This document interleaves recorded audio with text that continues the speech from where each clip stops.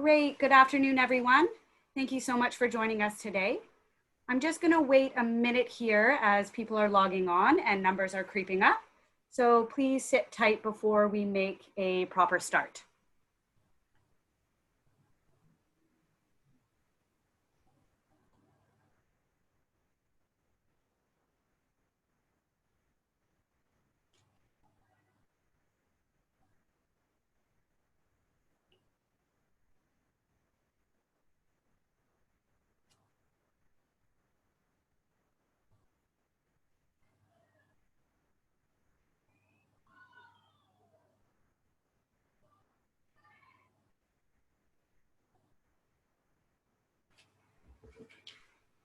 Okay, great. Looks like we've got majority signed on, so we'll get started. A warm welcome, everyone, to the faculty component of our MBA Open Day series. My name is Misha Rigona, and I'm one of the recruitment and admission managers for the Oxford MBA program. It's my pleasure to introduce today our faculty speaker, Andrew Stephen.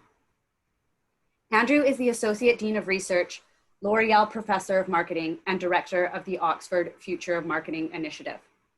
He is a leading academic voice on the technology-centric future of the marketing, media, and advertising industries.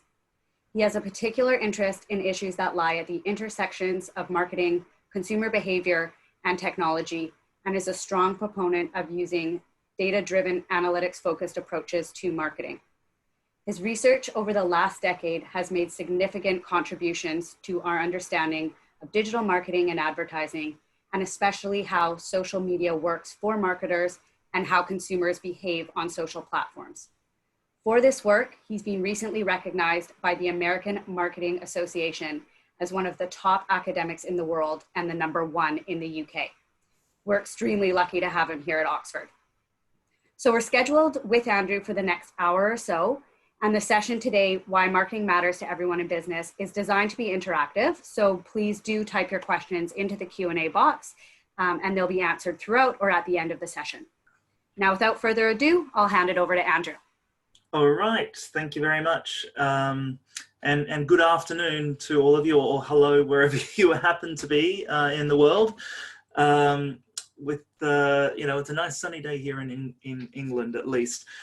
So yeah, I'm Andrew Stephen. I carry quite a few job titles, I suppose, but for today, think of me as as one of the school's senior faculty, and I'm responsible for marketing as the discipline of marketing within the school and in our MBA.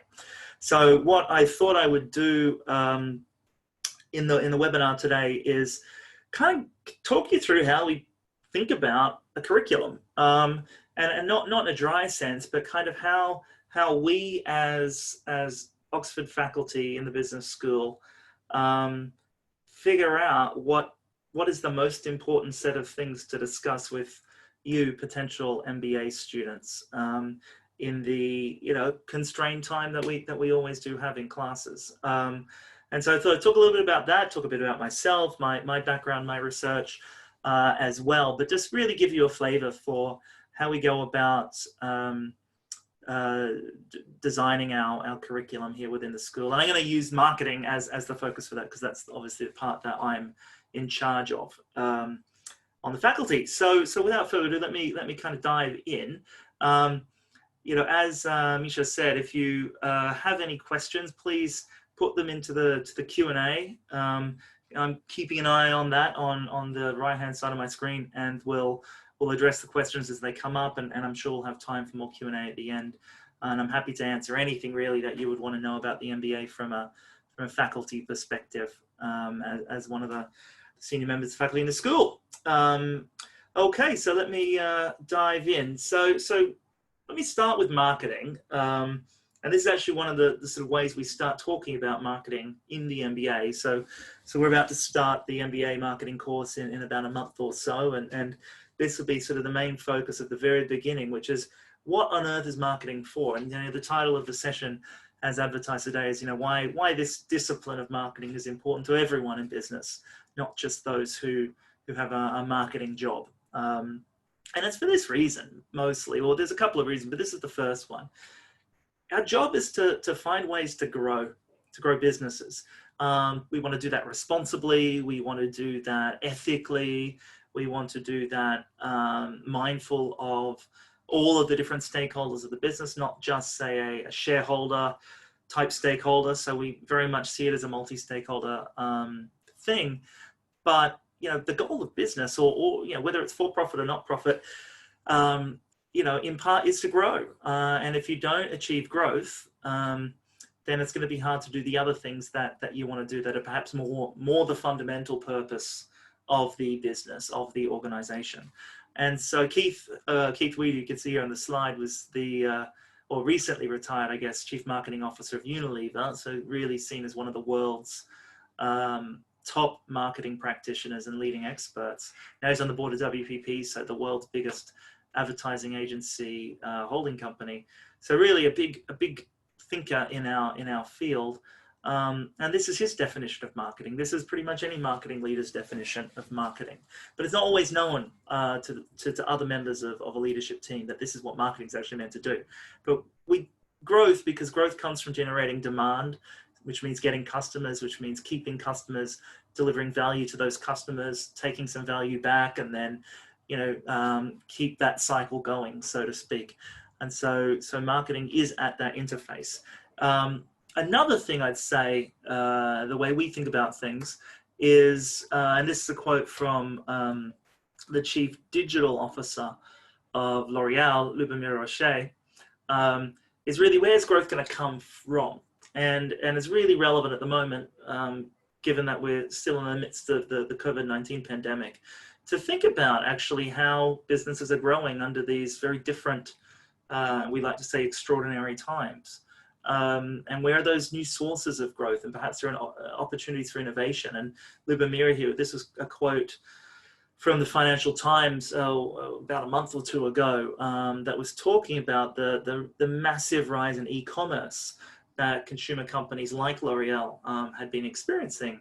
And so, the quote, as you can see, is, she's basically saying with e-commerce, they achieved in 8 weeks what they'd normally be taking 3 years to achieve, in terms of that metric for them is % of sales that come through e-commerce channels versus non-e-commerce, so in-store type channels. Obviously, if stores are closed because there's a lockdown, e-commerce is your only chance to sell anything. But they really have seen this massive acceleration of digital, even in the last few months, let alone the last 5-6 years, in this industry of beauty and personal care, but across lots of industries. And so I think, we're talking about growth, and we're talking about where growth comes from, and we're talking about the role of innovation in driving that growth, which is something that might come from within the organization, looking out to the market and thinking about, well, what more could we do to serve our customers and create value. But that growth is also going to come from thinking about customers. Maybe it's about finding new customers, creating new products that are going to appeal to those customers. Maybe it's about finding ways to deliver even more value to your existing customers, and so on and so forth. So there's a large aspect of innovation that comes into all of this, but it's also very, very much about customers and doing it in service of the customer, because that's going to be the linchpin of everything that else you're trying to do as an organization. Marketers know this innately, but perhaps not everyone does.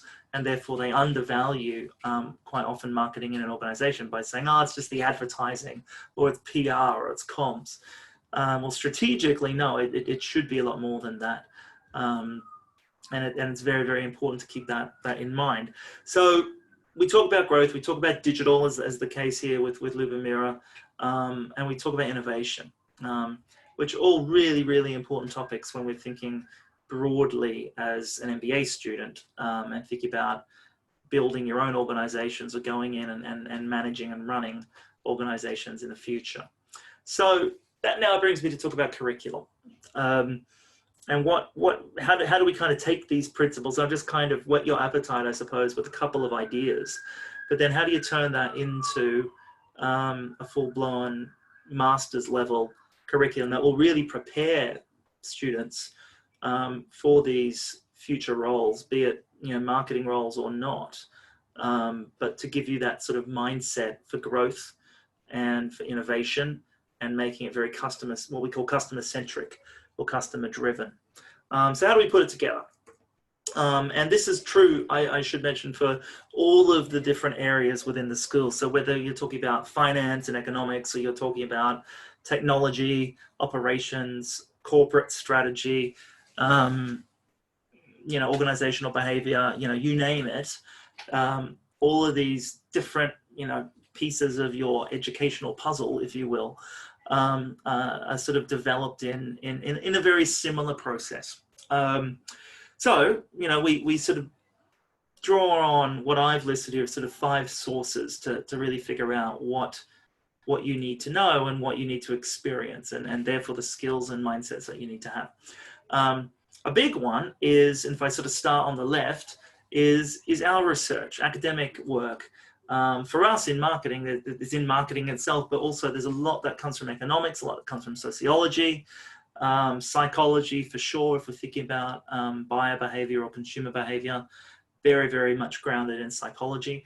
And increasingly these days, a lot of the sort of more advanced analytics and AI aspects, obviously coming from computer science, and maybe even some other sort of hard science fields and mathematics, for instance. So we're academics. And we draw on our research and other academics' research to build that in as a foundation, if you will. But that in and of itself is not necessarily practical, and doesn't necessarily set the same priorities that, let's say, a leader would have or a manager would have. So we also have some fundamental, if I kind of go towards the bottom and then move my way around, some fundamental and classic principles that are just always there in marketing that you need to know.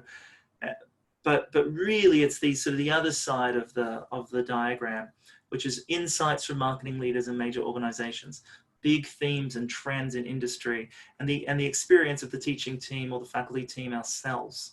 If I start with that last one, actually, we're all in one way or another, engaged in business and working with marketers, either as consultants, or we have our own businesses that we've created as well, our own business careers that we, in some cases, had prior to joining academia. So there's a lot, just sort of embedded knowledge, I suppose, that we have, that we bring to it. But the other two are really important to how we think about things in the school. We're very, very fortunate as a business school to have, to be part of Oxford. For a number of reasons, but in this context, we have an amazing sort of network of friends, if you will, who are always excited and willing to come and talk to us as faculty members, but also willing to talk to you as students. And these are the leaders of some of the world's largest companies. These are some of the best marketers in the world. These are really, really amazing and inspirational, quite frankly, very seasoned leaders and executives who like to talk to us, and that we know, and that are sort of in our networks. It's sort of one of the advantages of Oxford compared to other business schools and other universities, that we've just got that network by virtue of the institution that we're part of.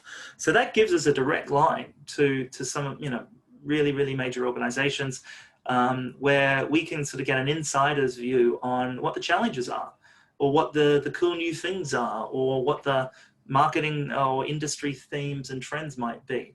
And so we can sort of translate that and bring it directly to you. So you're getting a first-hand take, if you will, on really what's going on out there at the moment in all sorts of organizations around the world. And I think that's really powerful, because that informs what we prioritize in the program, but it also gives you opportunities, as students, to engage with some pretty amazing people that come through our doors, or these days through our virtual doors at the moment. Literally, just yesterday, I was, for this year's MBA, planning our sort of guest speaker component to the marketing course, and I need sort of 8 or 9 speakers, and just emailing out to people who, you know, are incredible and all, you know, all said yes within, you know, 10 minutes of receiving an email, but, you know, are big names from big name companies that, that we're fortunate to have. So I'm not sort of saying this because, oh, look at us, we've got a cool network, but we use that network to the advantage of your experience. And I think that's one of the things that makes this school special. I've been on the faculty at other business schools, INSEAD, for example, Columbia Business School in the US, and been involved in other schools in other ways. And you know, I've been in Oxford for about 5.5 years, and that access to leaders in industry to make sure that what we're doing is really, really relevant and gives you the best learning experience is absolutely second to none. So that's not being a salesy kind of thing, although it may sound that way, I admit, but it's really fundamental to how we do things here. So speaking of how we do things, then we sort of take all of this, and in marketing at least, because it's quite a changing field every year, we update the curriculum once a year. So we're often a bit jealous of, say, our accounting colleagues who, you know, yes, it's true, accounting rules change, but if they're teaching you the basics of accounting, there's some stuff that doesn't change. Whereas a lot of our stuff changes quite a bit. But you know, you can see that as exciting and fast moving as well. So anyway, we pull all this together. We're also involved in some other industry bodies. Here's just one quick example. I sit on something called the Marketing Standards Board, which is run by an ed tech education technology company called General Assembly. So you can sort of see, you know, me plus various CMOs and other executives from companies that you certainly have heard of, like Google and L'Oreal and Kellogg's and Lyft and Bonobos, Pinterest, and so on. And we get together once a quarter and also have these sorts of conversations. They all talk about, well, what are they looking for in the people that they want to hire? You know, what skills do people need to have to be a successful executive and manager in a marketing organization of all sorts of companies, be it tech or consumer goods or retail, or even from a venture capital standpoint, with a couple of people there. So we're, you know, not to belabor the point, but we deliberately make sure we're plugged into what industry has to say. And in the case of this, and I show this example because it's very much focused on skills that students need to get great jobs, which I'm sure is, you know, a goal of an MBA student, and something that you would certainly want to be thinking about. So we build that in, and actually I'll talk a little bit about what we call co-curricular. Some of the more kind of skills training, digital skills training, things like that, we offer as part of a, you know, extra that you can do in your own time on the program. That is sort of what industry uses, so that you can sort of be certified, for instance, as a marketer, if that's helpful to you. Finance does that with something called the Finance Lab. We have that for consulting as well. So again, it's just extra things that the school does to make you the hottest prospect you could possibly be on the job market, to help you achieve your career goals post MBA. So there's that. And this is just a framework actually of marketing skills that we developed on that board, but I'll keep moving. Back to talk about industry partnership, and this leads me a little bit now to talking about the research and how we bring that into the classroom. So one of the jobs I have at the school is director of something called the Oxford Future of Marketing Initiative, which is something I started about 4 years ago, where we said, essentially, marketing has quite a lot of change. It's an industry that is constantly looking towards the future. But it's also one of these disciplines and industries where there's a lot of you know, well-meaning opinion, but just that opinion, not necessarily evidence-based good practice or best practice, and certainly not necessarily highly scientific.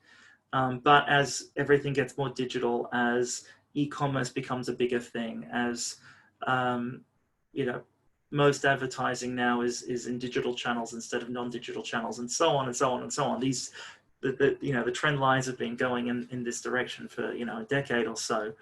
There are lots of unanswered questions, and so we founded this group, and you can see the companies that are involved, who get together with us, and we collaborate on research. So we're working, for example, on a project at the moment with Google to identify, in almost, you could call it the DNA of a very of an effective ad for YouTube, which might sound like a kind of micro question. It's really, really important because, advertising on YouTube is a big deal, as I'm sure you know. It's big for Google in terms of revenue, but it's an increasingly heavily used media channel for lots of advertisers, and it's an accessible channel in terms of it being relatively low cost. So it's not just for the big spenders, it's also for small businesses, startups, and so on, as a content platform. But you could waste a lot of money and a lot of time creating content or creating ads, for instance, that just don't hit the mark. So it's actually a really important science question to figure out how do you crack that code. So we're working with a team of researchers and data scientists at Google that are based out in New York to really figure this out, and then we'll publish that research, and it will inform industry, but guess what? We bring that into the classroom as well. So we give you, the absolute latest that we can do. Working on something similar with Facebook with respect to their platforms, and we're doing something similar with Twitter as well. But all those companies get involved in research. They also get involved in the education side of the school. They participate in our courses. They provide guest speakers, often case studies. Sometimes, depending on different needs, there might be internship opportunities and other sorts of things that are relevant to MBA students. So again, it's sort of using that industry network that we have embedded in the school for everyone's benefit. And we actually just had a what we call a board meeting of these partners yesterday, and talking about our priorities for the coming year, so academic year. And what they kept saying more and more is they want to engage with our students increasingly.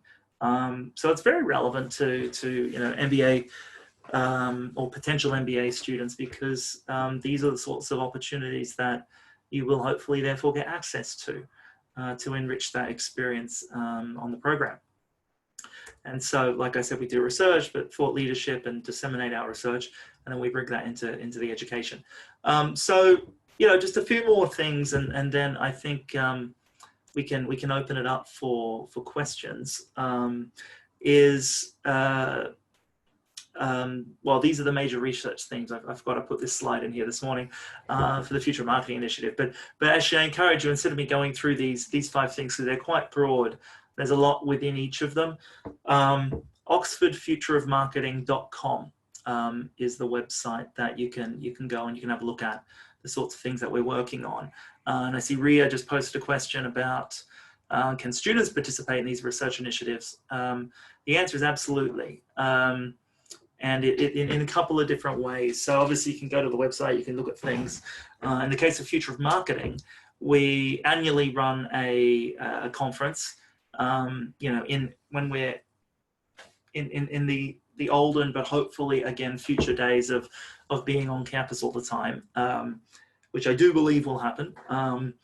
We would run a day-long conference, Future Marketing Symposium, once a year, usually in sort of November or December.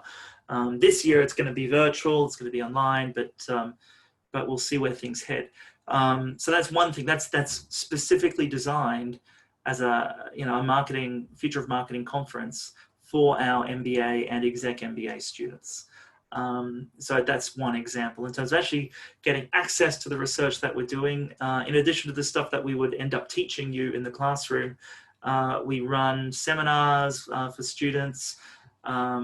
We sort of do little research briefings. We're in the process of making actually a lot of videos that that talk through our research to make it more accessible to people. So there's a lot of digital content as well as live events that we do, just to give you access to kind of the cutting edge work that's going on.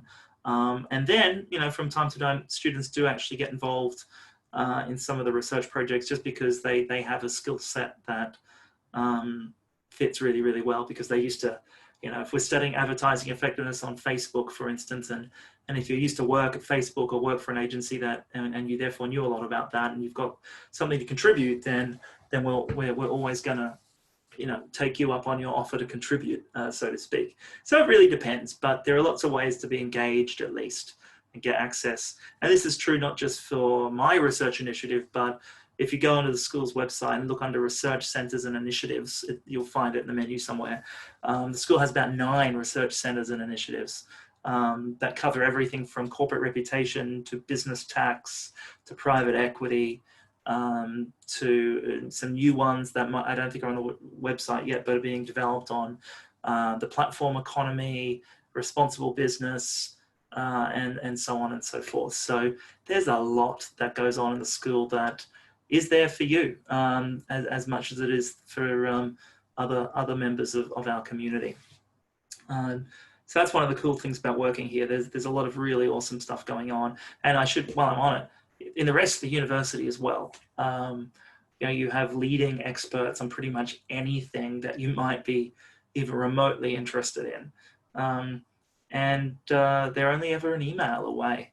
And you'll get to run into them at events or webinars or whatever else it might be. So the university is very, very good for giving students, if you want to kind of take it, to give you access to all sorts of great things going on in other parts, as well as the business school. So let me just come back to what I was going to say. A couple more things. Back to curriculum, just to kind of close that loop. This is what we're teaching this year. You know, it doesn't really matter what these topics are if they don't mean anything to you, but I'm sure some of them certainly do.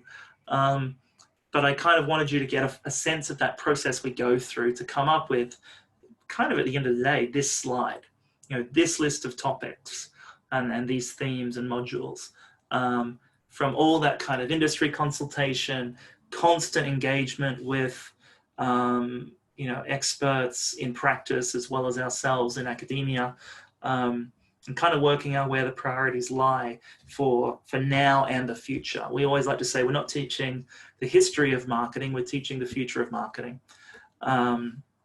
The near future as well as the perhaps medium-term future for MBA.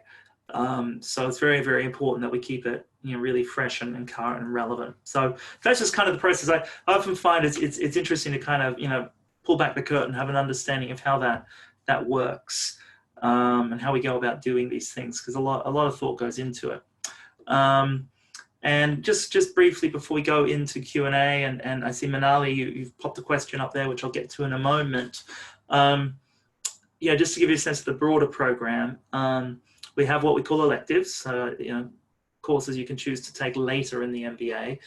This is the current list. Again, we're always sort of looking at this and updating it, not necessarily every year. The content when these courses would be updated every year, but we sort of maybe cycle every 2 or 3 years if you're going to introduce something new, entirely new to the set.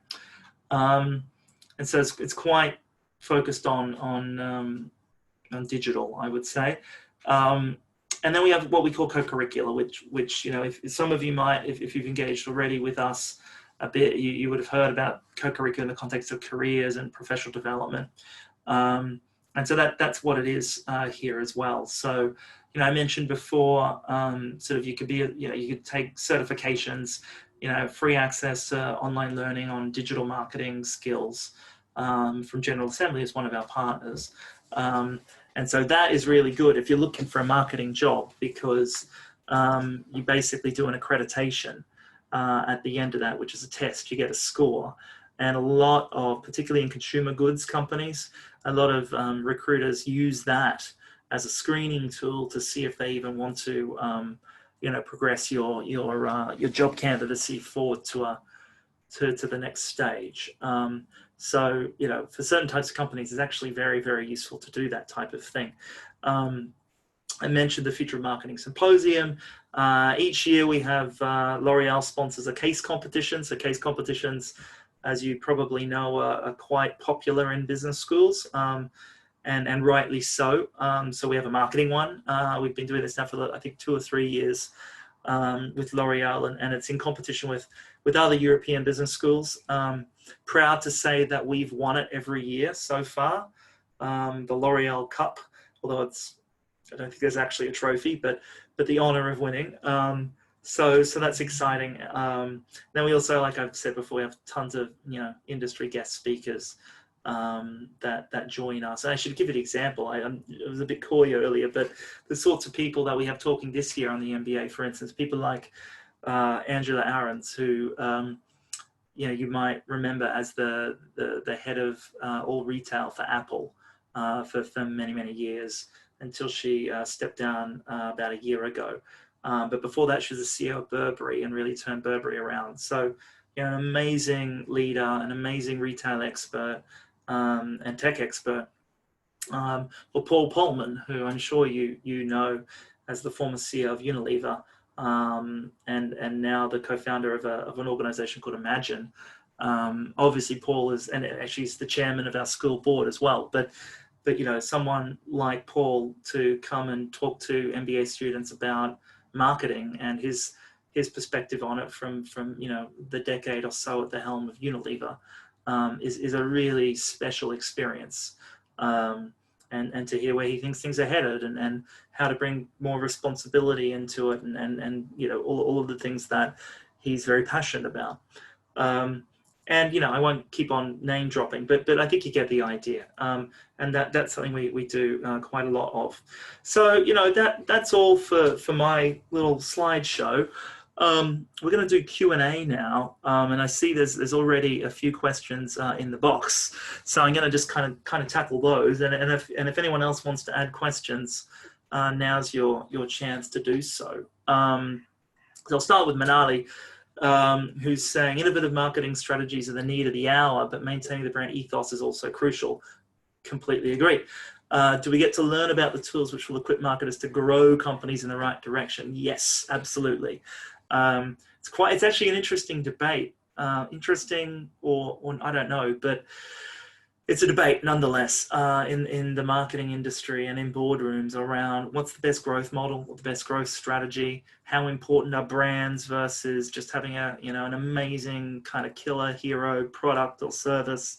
And you know, there's not a single answer. There's one thing that I would certainly give you as advice is there's never going to be one framework that covers every single case or that you would ever encounter, and actually a combination is going to be the best kind of framework you could ever come up with for your needs. That's true for growth in marketing. That's true for brand building, brand management, brand strategy, and everything really. So yeah, we learn about that. I mean, Manali, where do you learn about it? You learn about it in the core marketing class. You'll learn about it in the strategy class from a sort of different perspective. And then if you take some additional classes on innovation, quite often we actually have a brand strategy class as well. You'll go even deeper. But that's very, very fundamental because it's not, as you point out, just doing kind of the latest cool thing. Innovative marketing strategies, or campaigns at the moment. All you hear is TikTok. Let's go on TikTok. Well, maybe, but is that necessarily the right place for your brand? What are you trying to achieve? Are you trying to, increase something to do with the brand from a strategic standpoint that will deliver more long-run value? We're just trying to sell more stuff tomorrow or today even from a performance standpoint. So it starts with objectives. It sort of then comes back to measuring performance against those objectives. And brand is one of the big marketing assets that lies in between all of that. So we can't talk about marketing without thinking about brand. And we certainly discourage sort of what I've always called shiny new toy syndrome, kind of getting caught up on all the cool new stuff without thinking about the fundamental assets in your business, and brand is definitely going to be one of them. So thanks for that question, because it's a really, really good one. So appreciate you posting it. Charles has a question. So seems like an overwhelming number of ways to get connected outside of the classroom. 12 months is not a long time. Basically, how do I navigate all of this and get the value out of that limited time? Yeah, this is, if you've spoken to any recent grads or anyone who's done MBA, I mean, here or elsewhere, this is a perennial statement. It's like, there's so much to do. There's so many exciting things going on. How on earth do we kind of sort through all of that? I mean, there are resources in some sense, but I think the resources are more your peers and recent alums as well, to kind of help give you advice. But what I find is, and the advice I give to students is, there's never going to be a day when there isn't something that you could do that isn't just your regular class timetable, and sort of the assessment work and the day job, so to speak. There's always going to be other things going on. You're going to experience a fear of missing out. It is what it is. You sort of have to liberate yourself from worrying about that, and be guided by, I think, two things. One is have a plan. So there are going to be certain things that you're like, I need to go to that, or I need to participate in that organization, or that club, or that research center, or whatever it might be, because that's really core to your interests, your career focus, and so on. But the other thing is do random things. Be curious. Go to something that you're going to just because it's on and a friend is going, and you're like, yeah, okay, fine, I'll tag along. One, that's a great way to network, but it's also another way to discover things that you might not have ever thought about. And so that curiosity becomes really, really important, and you're spoiled for choice in an Oxford type environment. But I think you sort of have to balance that. You don't want to be 100% curious and just randomly go to things, hoping to find something, but you also don't want to be just 100% goal driven, from, let's say, a career standpoint, where you're so focused on that you kind of miss out on some of those, more serendipitous discovery type experiences. So I wish I could say there was an app to guide you, or there's resources to help you know what's going on, but the choices will obviously boil down to you. But use your peers and recent alums, and faculty for that matter, as sort of sounding posts on some of those things. But Charles, I'd say it's a good problem to have, compared to places where there isn't that richness of a university, where there's exciting things going on maybe in the business school, but there's not much else. So you're spoiled for choice here, which is a double-edged sword, no doubt about it. But I think I'd rather have that problem than some other things. Caroline asks a question about experiential aspects, working on real-world projects and so on, in addition to the one where we go to New York. Yeah, I mean, New York is one of the international modules or international electives that we offer, and this is one that we do on the theme of advertising and digital transformation of advertising. But in pretty much all the electives, it's real world projects in marketing. I can't speak for every other course in the I think there's about 40 odd electives we usually offer. But we really try to build in the real world projects. One thing you need to know about Oxford is Oxford as a university absolutely loves assessment. And you can think of, exams, and, if you don't know, you wear a certain type of academic clothing called a subfusk with a gown and all this sort of stuff when you do exams. It's all very traditional, which is awesome. That's great. It's a unique experience of Oxford, and it's a very rigorous assessment system. So the idea is if you get an Oxford degree, you've really been put through your paces. Our view is that plus you might as well do the assignment work in particular on real things. It's not always going to be the case, but as much as possible we bring real world projects to you so that you're you're able to get experience. The best model we usually do is, say, with our future of marketing industry partners, some of them will have a student project that is a good fit for a sort of a live case study, but could be a good assignment. And so we'll set that as the assignment, and you'll work on that, and then have an opportunity to get feedback from executives and so on. So you're really doing something for real, and I think that's a great experiential learning opportunity. So certainly we do that, and I think increasingly so across the school. So Caroline, thank you for that question. It's a really pertinent one. Shelley has a question about ethics in marketing.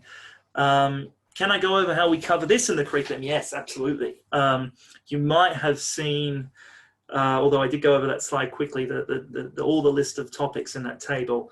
Ethics and responsibility was in there as sort of a standalone, but it's actually woven in throughout. It's kind of impossible to have many debates or discussions about live, real issues in marketing these days without, at least considering an ethical lens. We'll certainly consider a commercial lens, a customer lens, but an ethics and responsibility lens is going to be front and center as well. So my view, I mean, I remember when I was an undergrad studying business, it's almost every course had, ethics was like the final topic, and it was always a bit late in the game, and it was sort of a bit detached. Maybe some of you have had that experience as well. We would much prefer to weave it in, which is the way to do it. But it's interesting in marketing in particular, because there's always an ethical dilemma. Basically open the FT or the Economist, or your business pages of newspaper of your choice on any given day, and there's something to talk about with respect to ethics, whether it's ethics of AI and governance of AI systems that are being used to target customers, data privacy, advertising to children, you name it. It's a long list of issues. So we weave that in, and those conversations make for some of the most rich and interesting debates that we will have in class. And it's one of those areas also where you really do get a sense of different perspectives. I didn't talk about the global perspective and the global nature, diverse nature of the student body that we typically recruit. It's those sorts of debates where you really start to see that, I guess, intellectual diversity as much as every other type of diversity come out. And that helps us learn about each other and learn about different types of people and different viewpoints. And so I think it's not just an important topic in and of itself, but it's a lens through which we can see a lot of issues in marketing and in business, but actually also provides us a vehicle for enriching our own points of view by getting exposed to diverse perspectives in a sort of a safe classroom environment. So yeah, thank you for asking that, Shelley. A couple more questions. I think we've got about probably about 10 minutes left, so I think we've got plenty of time. Boydie has asked, what's my favorite marketing project that students had the opportunity to work on? Oh gosh, there's quite a lot, although there's two actually that stand out in my mind as they were just cool. They were good experiences. They actually were consulting projects. So students have the option in the summer, if you're not either just taking classes or doing an internship, to do a consulting project. And so I had a couple of teams a couple of years back where we did these actually with L'Oreal. And one was for the Kiehl's brand. So some of you, I'm sure, know the brand Kiehl's. So L'Oreal owns Kiehl's. And it was looking at basically overhauling how they do social media. And because they've been quite retail focused, they've been quite e-commerce focused, but they just hadn't really cracked their content. This is maybe a couple of years ago now. So they just really hadn't figured out the best ways to use Instagram, for instance, and how to measure that and do it effectively and efficiently. And so our team came in and basically came up with a strategy with some really good implementation plans that were implemented. Two people got jobs, it's been part of Keel's social media comms approach ever since. So it's a real highlight because it was put into practice. It wasn't just an academic exercise or a nice slide deck that got gathered dust in a file drawer somewhere. It really actually had an impact on how they do their business. And then the other one was coming up with a marketing strategy for the launch of a new brand here in the UK, which was I think it's called, if I remember correctly, House 99. But it was basically a brand that L'Oreal was creating, a men's grooming and skincare brand with David Beckham. And so the students had to, and me, we had to sign a bunch of NDAs and stuff because it was all top secret and whatnot. But it was coming up with a go-to-market launch plan for a new brand. And so it was actually, despite the scale of that type of company, it was a startup. There were like 2 other people working on it internally with, some agencies and the like, as freelancers involved. But, our students really made a difference. And again, I mean, one of them got a job but they helped launch a brand that is sort of carving out its niche in the marketplace. So I liked those projects simply because they were real and they were impactful. Everyone learned a ton, and they were fun. And what better combination of project characteristics? But that's the sort of opportunity that I think students get in the program. So thanks for that question. A few more. So Ria has asked diversity or lack thereof within current marketing strategies, as well as the responsibility brands have in terms of the opinions they influence through their brand stance on certain topics and how that's related to strategy. Yeah, absolutely. We look at it in a few ways, and we're involved in some industry initiatives related to lack of diversity and the creation and perpetuation of stereotypes in advertising, for example. For example, the example that we're increasingly getting involved in is there's an organization called the Unstereotype Alliance. If you haven't heard of it, look it up, Unstereotype Alliance, which is actually run by, it's a secretariat of the United Nations, but within the United Nations Women's Secretariat. So it's part of the UN. It's a consortium of big advertising agencies and big brands, big advertisers, who probably about 2-3 years ago came together with the UN to really look at this problem of stereotypes, initially gender stereotypes, but it's broadening out to other types of stereotypes, and look at how that can be just stopped. And there are various things that the industry can do to put a stop to that. Part of the problem, though, is dealing with unconscious bias, looking at how decisions are made. So it's a deeper problem than just saying, okay, stop it. There's a lot of research that's going into it, so that's where we're starting to get involved just recently as part of the Unstereotype Alliance.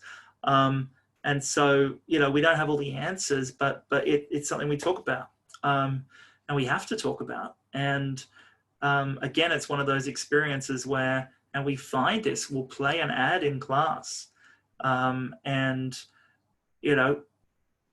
some people not even see what's wrong with it from a lack of diversity standpoint or a stereotype standpoint, whereas others will be almost wanting to tear the chairs out of the floor and throw them in rage, and then we'll talk about that, and then we'll figure out we're understanding each other better, but how would you prevent that from happening if you were responsible for that campaign, or you were working on that account for an agency, or advising them.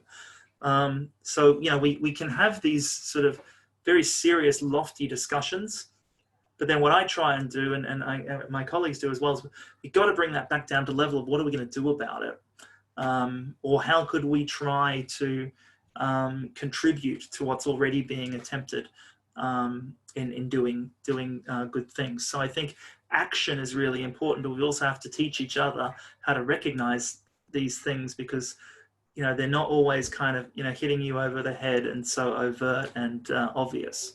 So it's a really important, increasingly so important part of the experience, I think, in the classroom and the discussions that we have. It has to be, and it certainly is. And we're fortunate that we're involved in some of these industry initiatives, and particularly this one with the UN, which I think is really leading the charge on this from an industry and policy standpoint. So Ria, thanks for that question. Really appreciate you asking that. Ashish has a question.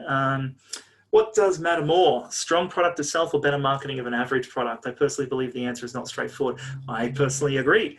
The answer is not straightforward. It's not a binary thing or an all or nothing thing. It's going to depend. I mean, the world is full of pretty average products with great marketing, but it's not that it's an average product that's being hyped up. It's what the marketing is doing is finding a way to find its audience or find its customers or find its market position where it's going to deliver the most value. So, what's an average product anyway, I suppose. So I think you gotta, the product is almost, the given, right? You're not going to get away with, you might sell, like fool me once, but you're not going to fool me again kind of thing. So you might have a lousy product and sell, okay, but it's not going to create a sustainable in terms of long lasting business. You're not going to get good word of mouth or positive reviews, all those sorts of things. So it's going to kind of come back to bite you. So you got to get the product or service right, but then even an awesome product without a market and without it being explained well and without it finding its right position and the right customers and the segments of customers, as we would say, to target, is going to fall short of expectations. So it's a combination of things, and hence it's not a straightforward rule book, if you will. But this is the sort of stuff that we grapple with, right? Because you're going to have to make a trade-off, perhaps. How much do you invest in product development versus how much you invest in marketing? And what's that balance going to be? So they're the sorts of things that are really key strategic decisions that don't have simple answers, but we go through so that you can become more comfortable with at least being able to approach those sorts of challenges in your own careers. So thanks, Ashish, for that. Alison asks about the curriculum going to the world of nonprofit and social impact in marketing. Yes, most certainly, in a few different ways. So some of the cases we do will be case studies on those sorts of organizations. But quite often the questions that come up and the discussions that we have in class will just end up going in that direction because the person asking the question, is coming from that perspective or is interested in that perspective. So we sort of end up organically going there as well. In one of the electives, Strategic Consumer Insights is quite a component on nonprofit, I suppose, a module on nonprofit to go deeper there. But in the core, it comes in various ways. And also on the faculty, quite a lot of us have experience in pro-social marketing, impact-related marketing, social impact. Alex, one of my colleagues, actually sits on the board of UNICEF here in the UK, and others. We have experience in the sort of the non-profit world. So it's just something that we find interesting and important and compelling. So it comes into it. So thank you for that. Okay, we got 3 more questions by the looks of it, and I think that is going to be perfect timing. So Isioma has asked about marketing in emerging markets. Yeah. One of the things that we've been changing over the last few years is, I wouldn't say our curriculum was overly focused on, Western developed markets. But we've been making sure that we constantly pushing to shift that balance to think about developing markets as well, or emerging markets.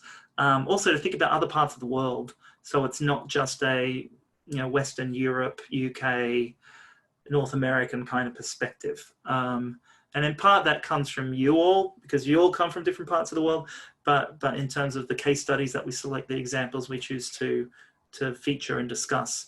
So it's something that I'm constantly pushing my team, my faculty colleagues on the course, that we're always pushing on this dimension to make sure that we don't kind of get boxed into just the part of the world we happen to be in, or where we come from. It's not always easy to do that, but it's important for a global focused MBA to achieve that. So thanks for that question. Shelley is asking about product management and product development. Yeah, so it's actually interesting. We don't have a course at the moment on product management or product development, although one of my colleagues, Jason Bell, in marketing, has background in product development, and sort of he joined the school earlier this year, and on his agenda is to create an elective on exactly this. It comes up in other ways though. So the tech and ops, so technology and operations core course gets into it. We get into it marketing because there are quite a lot of overlaps between product management and marketing, particularly when we're thinking about go-to-market strategy, and product development for that matter as well, when we think about market research and the use of insights and testing and so on. So those sorts of things are covered. I guess we don't call it product management and product development, but they are there. And there are some co-curricular activities and sort of short courses you can take on product management in particular, to prepare for those types of jobs and those types of interviews. But I would say give it a year or so, and we will have an elective on this itself, because I think it's definitely its own thing, in addition to kind of dovetailing with other content already. So it's kind of watch this space, I suppose, is the answer. But thanks for that. And then last question, and then I will drop off and let you all go, is from Seng Long. So don't know much about marketing. That's all right. Come join us and we'll teach you. But wanted to ask, the insight from leading corporations about marketing is great. Will the course also teach about the appropriate marketing strategies for early stage, mid-stage companies, because of limited resources, among, I think, a few other things? Yeah, absolutely. So when we talked about, actually in the question earlier about emerging markets, what I didn't say then, the broader point about diversification of where our cases, our perspectives, our examples, etc., come from. The other dimension we look at this along is, so we can think about different parts of the world, we can think about different cultures, we can think about different economies, we can think about all of those sorts of types of diversity. The other two related to your question here that we look at are type of business. So sometimes people like to use the distinction, business to consumer, B2C, business to business, B2B. There's a bit of a blurring there, and you can have B2B to C, you could have DTC, so direct to consumer. You can have all sorts of models there, but we make sure that we don't just talk about consumer products, for instance, or don't just talk about tech products or something like that. It talk about business to business, selling. We talk about professional services firms and the marketing of, say, law services or accountancy. Yeah, all sorts of things, just to really round out those perspectives. The other dimension is what you're talking about, which is company size.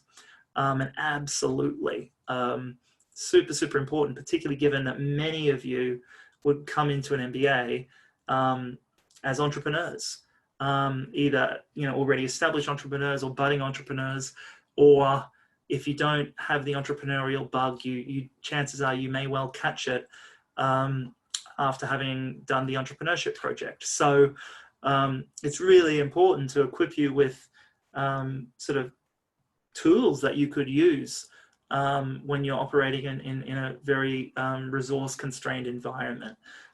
So not just strategic planning tools like how to write a marketing plan, which is usually the assignment that you have as the core marketing course, and a go-to-market strategy, but okay, well, if you need to advertise and recruit new customers, but you don't have a lot of money to spend, well, where do you go? What do you do? How do you use Facebook for that? How do you use Google for that? And, which tend to be the cheaper platforms, but not always the most effective.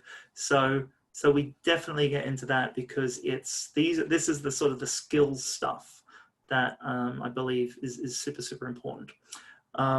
So yeah, I mean, it sounds like we try to cover a lot of bases, but it's true, because I think we have a very diverse student population who are interested in lots of things. So we try to do our best in serving those needs. And then I think last, and then I'll wish you all well, is from Charles about intrapreneurship and building support for the project in the organization. Yeah, we actually added for this year a whole topic on stakeholder management in sort of the marketing leadership module, sort of the fourth module of the core course, largely around this type of question. So we sort of look at it from the perspective of, suppose you're in marketing and you've got to convince everyone else. So that type of stakeholder engagement and building support for a project, but also the other way around. If you're not marketing and you're one of the leaders of an organization, how do you deal with the marketers? How do you give them the time that they need and understand what their points of view would be and where they're coming from? So we sort of try and kind of cover you on both sides of that coin, whether it's entrepreneurship specifically, but it's a good example, or more broadly, just going in for that fight with the CFO to get more budget, sort of thing, convincing him or her that it's an investment in brand building. It's not an expense to be written off. So that sort of stakeholder management is increasingly important from a leadership standpoint through a marketing lens. So we do that. But thanks for that question. Thanks everyone for your questions. Thanks for being here. Hopefully this was useful. I apologize for running a bit over time. So you can tell you probably can tell I like to talk. But really, I hope this was informative. I hope this was helpful. If you've got questions, of course, contact the MBA team. I wish you luck and all the best in making this sort of choice about going back to school and where you want to go and all these sorts of complex life decisions. I guess the final thing I'd say is, like I said at one point, keep that level of curiosity up. That's a really, really important and I think undervalued quality in leaders for the future. So with that, thank you again for joining us, and all the best. And that's all from me. Yeah, thank you so much, Andrew. I know you've been back to back today, so you just making the time for this session sort of echoes the comment in the presentation about the exposure to faculty and industry leaders and experts that Saïd Business School students will get. So thank you very much, and thank you everyone for joining. We do have some more sessions coming up on Thursday, a Q&A, as well as an alum panel, so look for those. And we hope to be in touch with you throughout your application process. Thanks, Andrew. Thanks a lot. Take care, everyone. Bye for now. Bye.